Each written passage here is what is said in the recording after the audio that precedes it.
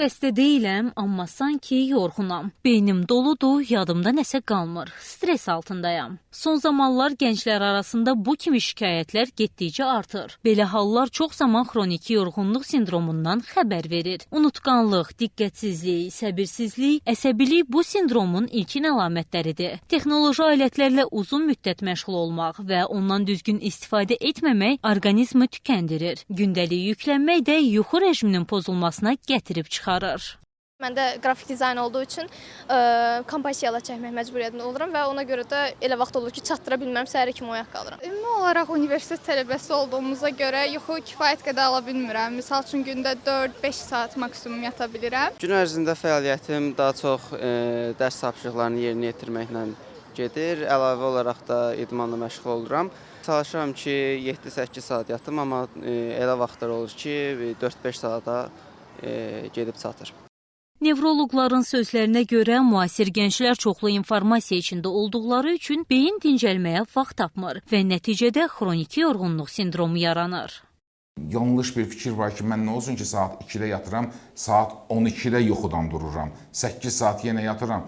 Bizim hər birimizin bioloji ritmi var. Axşam saatlarında gün batana yaxın bizim beynimiz melatonin adlanan maddi ifrazləməyə başlayır. Cürbəcür zülallar sintezləməyə başlayır. Səhərə salana yaxın böyrək üstü vəzlər və digərləri bizi oyatmaq istiqamətində hormonlar ifrazləməyə başlayır. Biz bu bioloji ritmi zorlayanda, yəni gecə özümüzü məcbur edirik melatonin ifraz olmasına baxmayaraq oyaq qalmağa, səhərdə yatmağa, sistem pozulur. Orqanizmin normal fəaliyyətinin sistemi pozulur. Psixoloqlar isə bildirirlər ki, qeyri-sabit iş saatları və uzunmüddətli stres də xroniki yorğunluğa səbəb olur. Bu hal ayrıca bir xəstəlik kimi qəbul olunur və son vaxtlar bununla bağlı müraciətlərin sayı artır.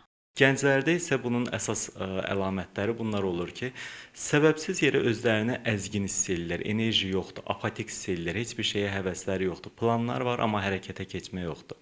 Belə halları yaşadıqlarında onlar sanki bu bir tənbəllik kimi bunu başa düşürlər, amma bu tənbəllik deyil. Bəzən biz xroniki yorğunluğu əslində bir depressiya əlaməti də görürük, çünki depressiyada da belə enerji azlığı və istəksizlik hallarını görürük. Psixoloqlar həmçinin vurğuluyurlar ki, depressiya ilə xroniki yorğunluğu qarışdırmaq olmaz. Əgər stres davamlıdırsa və gündəlik həyata təsir edirsə, bu artıq depressiya yox, xroniki yorğunluğun göstəricisidir.